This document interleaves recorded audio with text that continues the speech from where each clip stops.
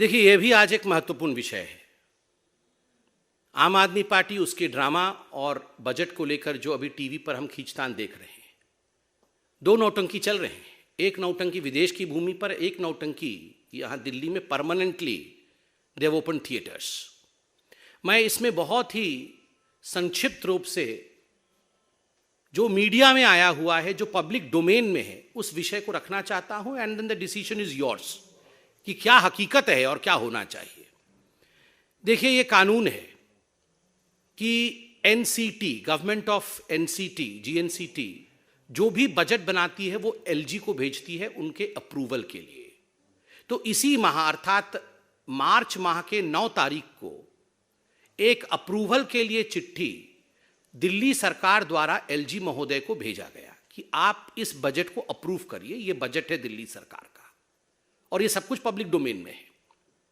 9 तारीख को उसको देखने के बाद तुरंत एलजी साहब ने उसमें 3-4 ऑब्जर्वेशंस, क्योंकि एलजी साहब का ये कानूनन अधिकार है कि वो अपने अधिकारों का प्रयोग करते हुए अपने ऑब्जर्वेशंस लिख सकते हैं। वो बाइंडिंग नहीं होता है, वो ऑब्जर्वेशंस होता है।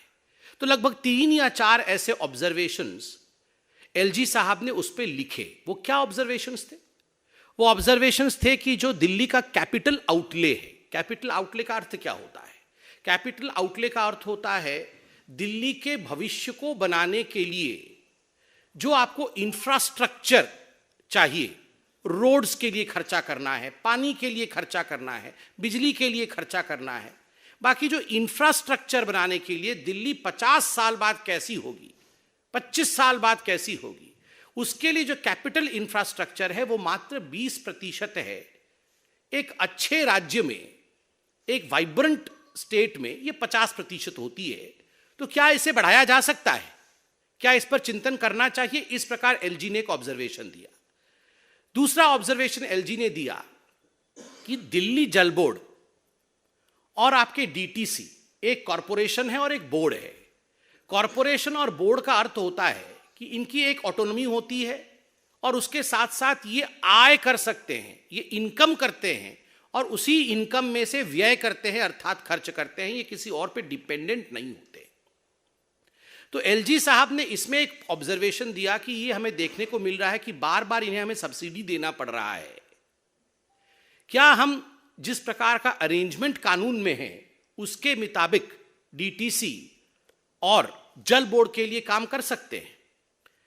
तीसरा ऑब्जर्वेशन एलजी साहब ने दिया कि पिछले बार के बजट में, और ये सब पब्लिक डोमेन में, उनके मंत्री ने कह दिया है बजट के आंकड़े मुझे पता नहीं, ना पता होना चाहिए। बजट जब तक डिक्लेयर नहीं होता है ये आंकड़े हमें नहीं पता होते, मगर ये आंकड़े मंत्रियों ने बताया है आम आदमी पार्टी के, जो कि ब्रीच है। और इसलिए मैं ये आंकड़े वहां पेपर से, न्यूज़पेपर में जो छपा है उससे पढ़ रहा हूं। पिछले वर्ष 270 करोड़ का बजट था एडवर्टाइजमेंट का, इस बार उसे बढ़ा करके लगभग 550 करोड़ कर दिया गया है। मंत्री ने भी बताया है कि 550 करोड़ बढ़ा दिया गया है। आप याद करिए, जब 270 करोड़ खर्च किया गया था एडवर्टाइजमेंट के ऊपर अरविंद केजरीवाल जी द्वारा, तो उसमें कोर्ट ने भी सवाल पूछा था और रिकवरी के विषय में भी बात हुई थी। तो स्वाभाविक रूप से एक सवाल पूछा गया कि क्या इतना पैसा एडवर्टाइजमेंट में खर्चा करना उचित होगा, या ये 550 करोड़ में से बहुत पैसा गरीबों के लिए यदि खर्चा किया जाए तो वो उचित होगा। ये तो मैं जनता जनार्दन पे छोड़ता हूं, पैसा हम अपने ऊपर खर्चा करें नेतागण या गरीबों के लिए खर्चा करें। और एक सवाल पूछा गया कि देखिए, नई गाड़ी एमएलएस के लिए खरीदी जाए, नए बंगलो उनके लिए बनाए जाए, उनके लिए बंगलो रिनोवेट किए जाए, उसके लिए दिल्ली सरकार के पास पैसा है मगर इंफ्रास्ट्रक्चर के लिए पैसा नहीं है। इस पर चिंतन करना चाहिए। आप बताइए, ये आम आदमी पार्टी वो पार्टी है जो, आप याद करिए, वो सीन तो मैं भूल ही नहीं सकता। जब शपथ ग्रहण में आए थे, एक ही ऑटो में कैसे सब लटक के आए थे, याद करिए। कोई पीछे लटका था, कोई आगे लटका था। बोल रहे थे हम कोई गाड़ी नहीं लेंगे, हम गाड़ी खरीदेंगे ही नहीं, हम जीवन भर ऑटो में चलेंगे। याद है ना सब आपको? और अभी सब अपने लिए गाड़ी खरीद लिए हैं, सब बंगलो इनका रिनोवेट चल रहा है। वो ऑटो पता नहीं कहीं नहीं दिख रही है अब, जिसमें सब लटक के, एक ही ऑटो में सब 4-5 लटके हुए थे कि हम सब, हमारे पास तो लैपटॉप भी नहीं है, हमारे पास तो गाड़ी भी नहीं है, हम सब उधारी से चल रहे हैं। और एलजी साहब ने पूछ लिया, भैया आपने, ठीक है अपने लिए गाड़ी खरीद ली, नहीं सब अच्छी बात है, मगर ये कुछ पैसे तो आप इंफ्रास्ट्रक्चर के लिए लगाओ। और अंत में एलजी साहब ने एक वाजिब प्रश्न पूछा है, आज भी न्यूज़पेपर में है, कि ये जो सेंट्रल स्कीम्स है जैसे आयुष्मान भारत, आप सेंट्रल स्कीम्स का पूरा इस्तेमाल क्यों नहीं करते हैं? इसमें तो 100% पैसा आपको गवर्नमेंट ऑफ इंडिया से मिलेगा क्योंकि आप यूनियन टेरिटरी हैं।